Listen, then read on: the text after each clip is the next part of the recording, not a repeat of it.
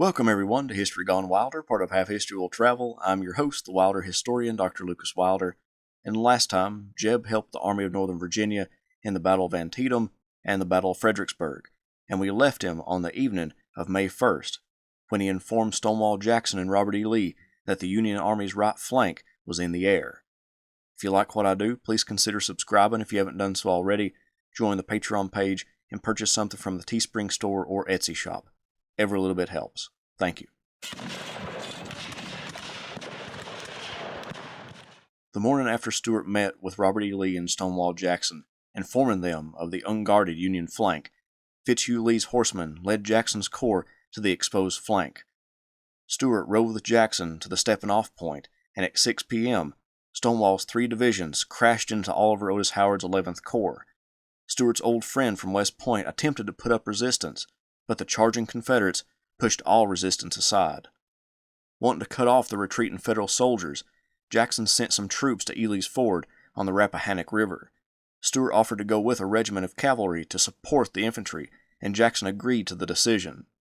The rebel cavalier approached the Union camp, but before he could launch an attack, a courier rode up to him, telling him that Jackson had been seriously wounded, and A.P. Hill, the second highest ranking general on the field, was slightly wounded.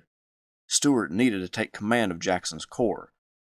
Jeb gave a few instructions to his troops to dispose of the enemy camp, then rode off into the darkness to find his new command and the fight still going on. It was midnight before Stuart arrived at the point where Jackson's divisions had stopped in their assault. Most of Jackson's staff had left with their leader, and most of Stuart's staff was at Ely's Ford. He didn't know exactly what to do because he didn't know the disposition of his troops or what Jackson had planned. He sent word to Jackson asking for advice, but Jackson simply told him it would be up to his discretion. Then Stuart sent word to Lee, informing him of the situation. Nothing could be done in the darkness, but Stuart knew that he would need to attack at dawn to keep driving the Federals.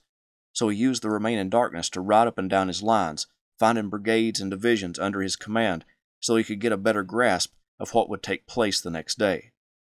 At 3 a.m., a message came to Stuart from Lee. It read, "It is necessary that the glorious victory thus far achieved be prosecuted with the utmost vigor, and the enemy be given no time to rally. They must be pressed so that we can unite the two wings of the army." A half hour later, Lee repeated his first message. "It is all important that you still continue pressing to the right, turning, if possible, all the fortified points in order that we can unite both wings of the army." Stuart also consulted with Edward Porter Alexander about the artillery's role in the coming fight. Alexander told Stuart that a cleared ridge called Hazel Grove would allow his artillery to support the infantry better. Federal soldiers held Hazel Grove, so Stuart made that his first priority. Before daylight hit, Stuart changed into a brand new uniform, made of light blue broadcloth, and replaced his gold cavalry sash with a red artillery sash, underscoring the importance of the artillery in the coming fight. As the sun began to rise over Chancellorsville, Stuart let loose Jackson's corps upon the Federals. The respite during the night allowed many of the Union troops to construct some kind of breastworks to defend themselves, so the battle broke down into bloody volleys between the two sides. Hazel Grove was Stuart's target, and he urged his men on to that rise. Like he did with his cavalry, Stuart was out front of his troops, leading by example.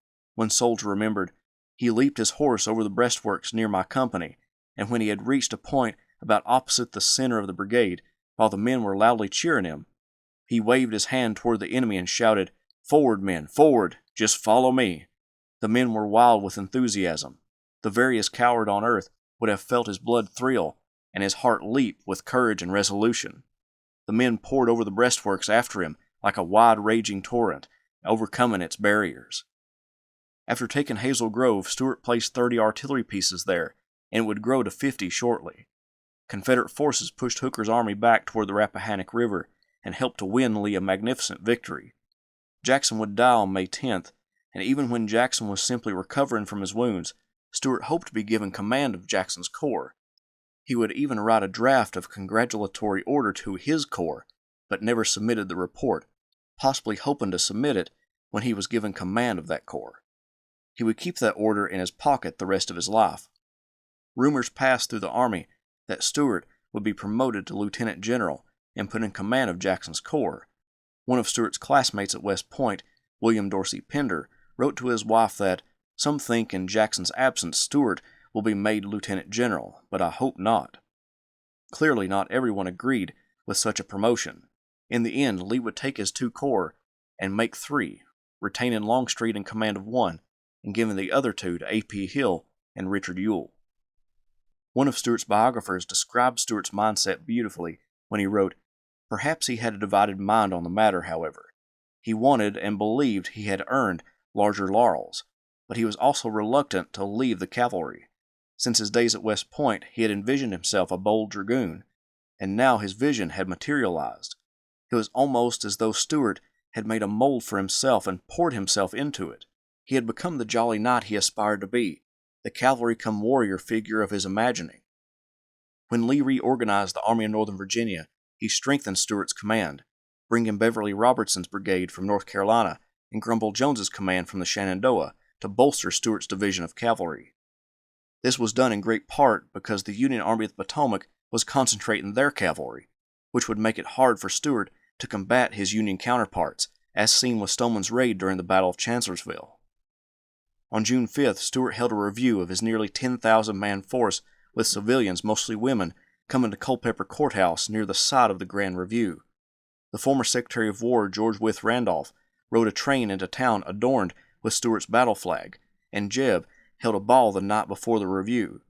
In an open field at Brandy Station, JEB Stuart rode out in front of his cavaliers, a picture-perfect example of the cavalier of old.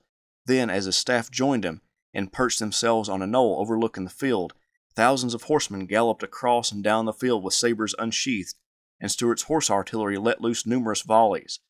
Ladies swooned and men marveled at the grand spectacle.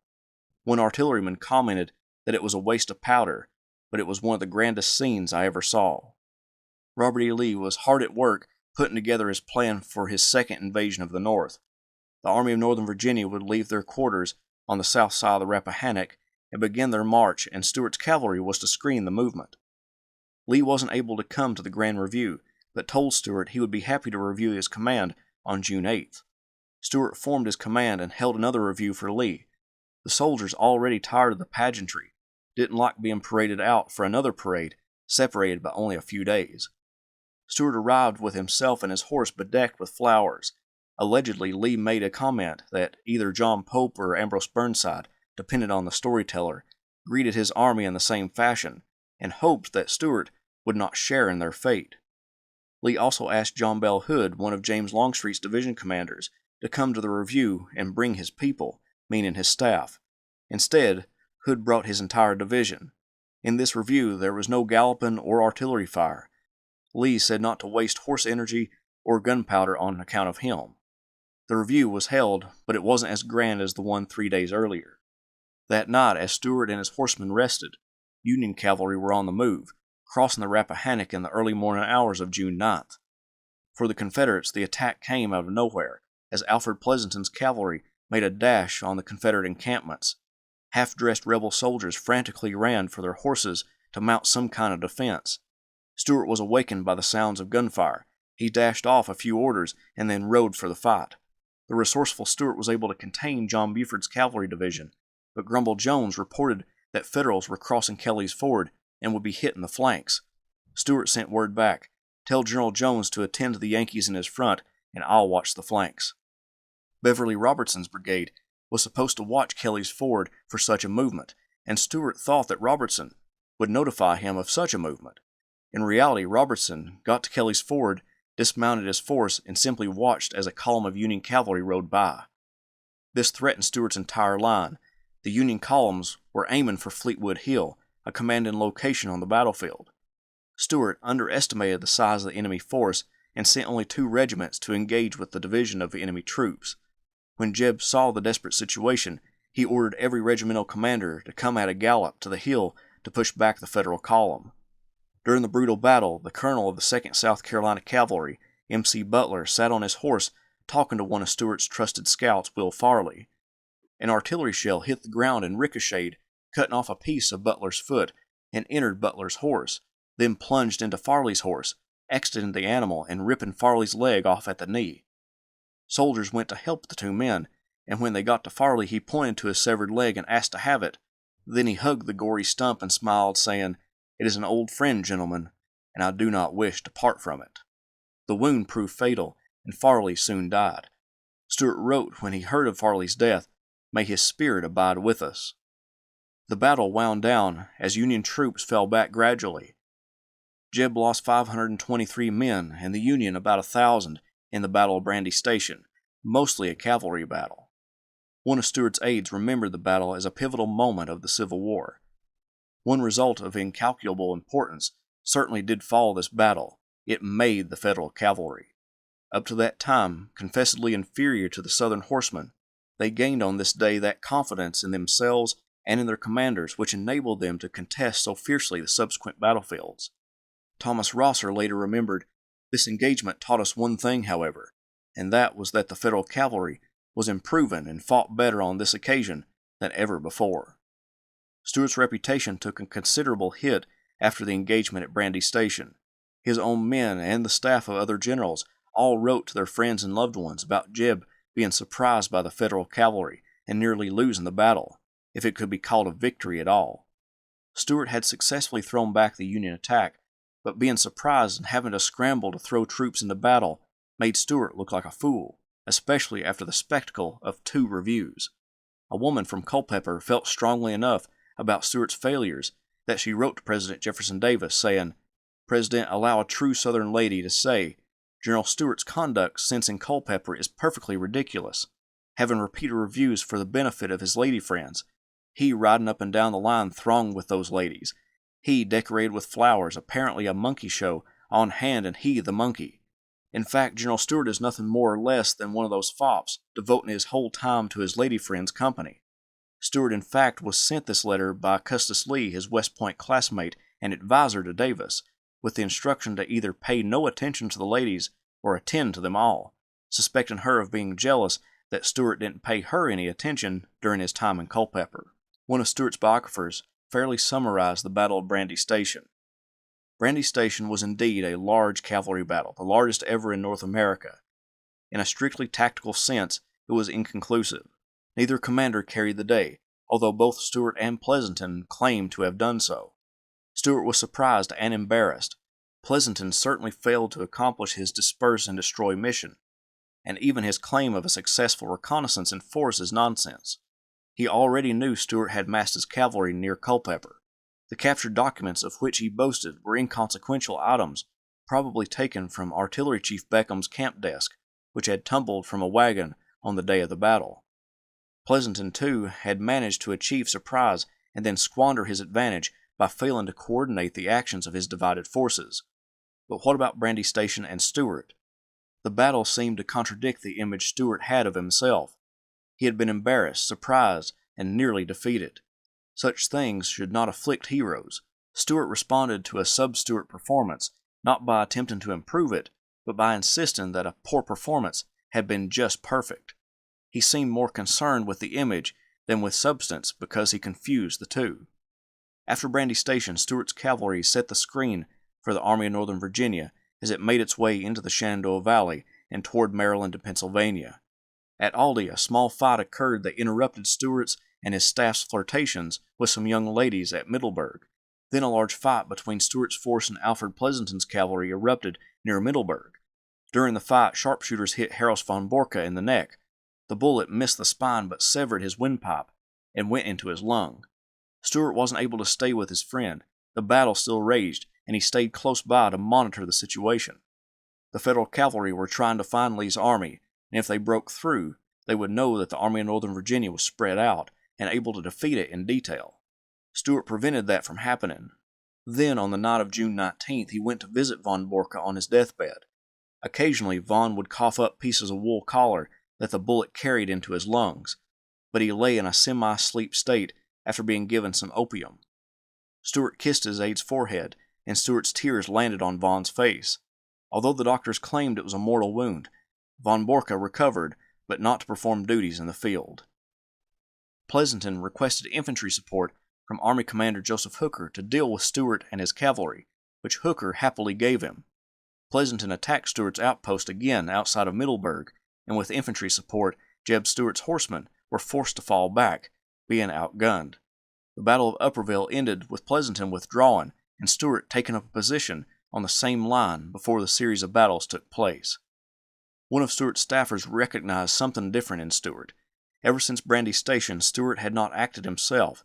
In the fights at Aldie, Middleburg, and Upperville, Stuart didn't participate. He even asked Stuart why that was, and Stuart said that he had given all necessary instructions to his brigade commanders, and he wished them to feel the responsibility resting upon them, and to gain whatever honor the field might bring.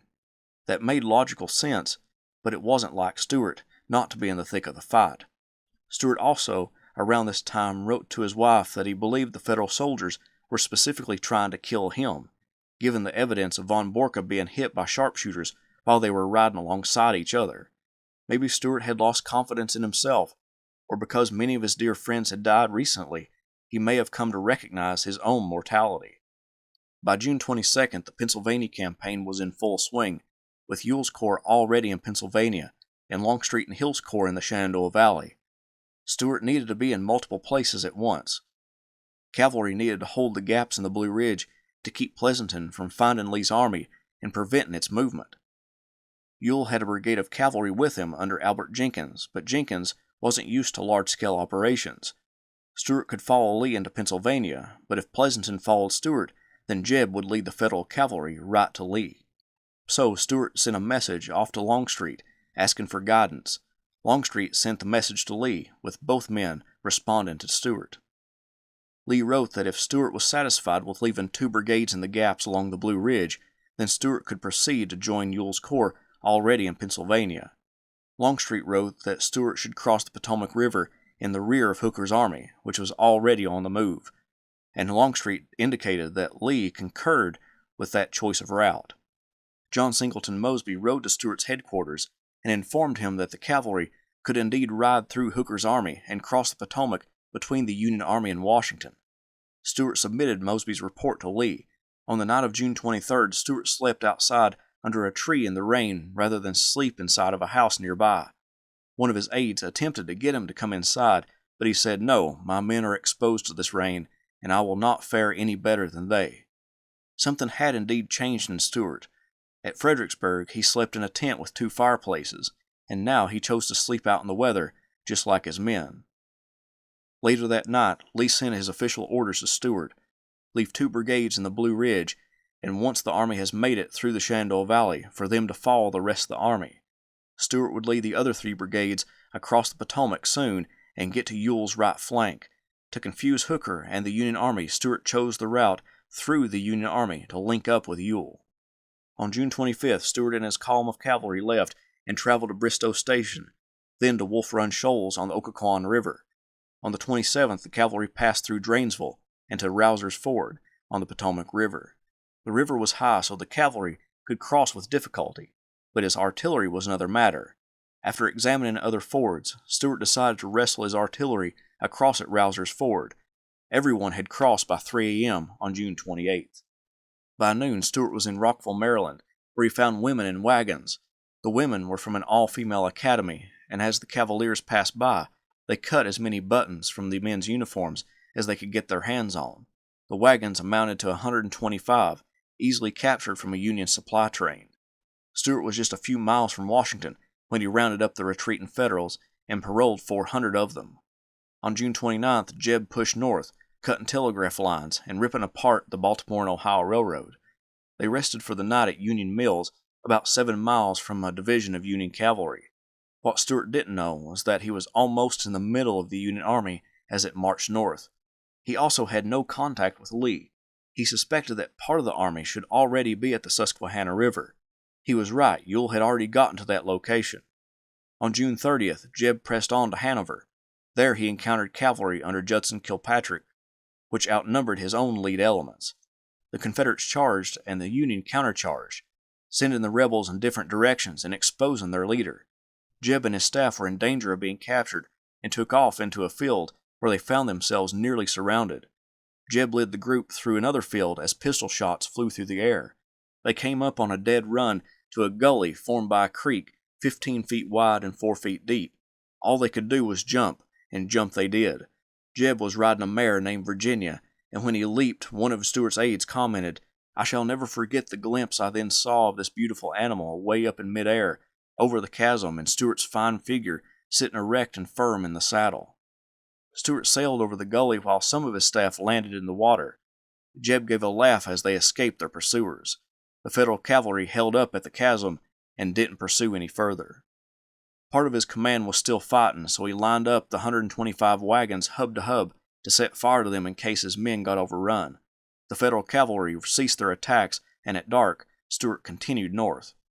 On July 1st, Stuart hadn't located Lee, so he decided to take off for Carlisle, Pennsylvania, amid the hunger pains of his horses and mules. While en route, Jeb dispatched 2 staffers to look for Lee. At Carlisle, Stuart shelled the town when the militia wouldn't surrender and burned the cavalry barracks on the outside of the town. Late that night, Stuart finally received word of Lee's whereabouts. He was at Gettysburg. Between midnight and 1 a.m., Stuart and his column began marching south to Gettysburg. By the afternoon of July 2nd, Stuart found Lee on Seminary Ridge. Lee greeted him by saying, "Well, General Stuart, you are here at last." The next day, July 3rd, Stuart and his troops headed out for the far left flank of the Confederate Army in the late morning. At about the same time that George Pickett was gaining immortality in the charge that bears his name, Jeb encountered Union cavalry. After sending out dismounted skirmishers, the Federal cavalry showed themselves, and Stuart launched his own charge against the enemy. A Union soldier remembered, "A grander spectacle than their advance has rarely been beheld. They marched with well-aligned fronts and steady reins. Their polished saber blades dazzled in the sun. All eyes turned upon them. Shell and shrapnel met the advancing Confederates and tore through their ranks. Closing the gaps as though nothing had happened, on they came. As they drew nearer, canister was substituted by artillerymen for shell, and horse after horse staggered and fell. Still they came on." George Armstrong Custer led the countercharge. As the 2 columns approached each other, the pace of each increased, when suddenly a crash, like the falling of timber, betokened the crisis. So sudden and violent was the collision that many of the horses were turned end over end and crushed their riders beneath them. The clashing of sabers, the firing of pistols, the demands for surrender and cries of the combatants now filled the air. The battle wound down, and the 2 sides pretty much went back to where they had begun the battle, although both sides would claim victory over the other that day. At dark, Stuart pulled back his main force along the York Turnpike. When Jeb got to Lee's headquarters, he learned of Pickett's failed attack. Lee decided to withdraw, and Stuart would screen the Army's movements back into Virginia. For the next 10 days, Stuart and his cavalry fought and screened the movements of Lee's army. The already exhausted Cavaliers faithfully completed their work, with Stuart guiding and managing their movements. At one point, a horse was shot out from under him, while he directed dismounted cavalry in a skirmish with Federals who were trying to break through his screen. Stuart was the most exhausted that he most likely had ever been. At one point, he hadn't eaten in 24 hours, and his staff took him to a home, and while the family prepared a late supper, Stuart slept on a couch. One of his aides basically dragged him to the dinner table, but he was too tired to eat. The lady of the house asked if the general may prefer a hard-boiled egg. Stuart said, "Yes, I'll take 4 or 5. The words were rude, and the lady soon returned with the eggs. Stuart ate one and then left the table. His staff encouraged the family to play the piano and sing "Join the Cavalry." The song seemed to revive Stuart, who sang along. When he was told how he had behaved to the family, he apologized profusely for his behavior. However, no song could wash him of his exhaustion. Back in Virginia, Stuart established his headquarters near Culpeper, Virginia, calling it Camp Von Borca. While there, reports in newspapers criticized Stuart's absence during the Gettysburg Campaign. Even members of Lee's staff blamed Stuart for the defeat at Gettysburg. Lee remarked in his official report that the movements of the army were embarrassed by the absence of cavalry. During that time and after the war, many Southern soldiers blamed Stuart in various degrees for the defeat, including James Longstreet, Moxley Sorrell, Henry Heath, Edward Porter Alexander, Walter Taylor, and Cadmus Wilcox.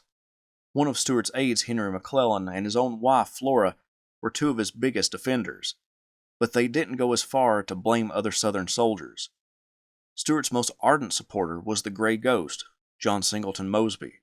Mosby defended Stuart vigorously, attacking Longstreet and Heath for using Stuart to cover up their own mistakes and placing a great amount of blame on Beverly Robertson, whom Stuart left in the gaps of the Blue Ridge to screen Lee's movements and then joined the army on the invasion. Robertson didn't get to Gettysburg until the army was already retreating. Mosby said, Stuart had ridden around General Hooker while Robertson had ridden around General Lee. The only thing I blamed Stuart for was not having Robertson shot. In Stuart's official report, he defended himself in the 14,300-word report. In it, he boasted of cutting the Union communications with Washington, destroying railroads, and capturing wagons and prisoners. He claimed that he had left Lee with 3 brigades of cavalry, more than enough to handle duties on the campaign, but they were not properly handled. In one of his most outlandish claims, he blamed Jubal Early for not attempting to find him in Pennsylvania. That certainly wasn't the infantry's job, but that was one way Stuart justified his tardiness. He also blamed A.P. Hill and James Longstreet for not putting themselves in a more favorable position for the route into Pennsylvania. One of Stuart's biographers addressed the problems in mid-1863 when he wrote, "He undertook this raid not to atone for anything, but to confirm his vision of himself, and the difference is more than semantic. Stuart had a serious problem with failure. Perhaps because he had failed so seldom at anything he deemed important, he never learned to confront failure. He feared failure, perhaps more than anything else in life, and certainly more than death. He dealt with failure by not dealing with it, by denying it. Stuart's reports on Brandy Station and Gettysburg, and more so his letters to Flora, reveal him incapable of acknowledging shortcomings, much less failure. Stuart was an ironic victim of his own success. He had so often won that he became incapable of coping with defeat."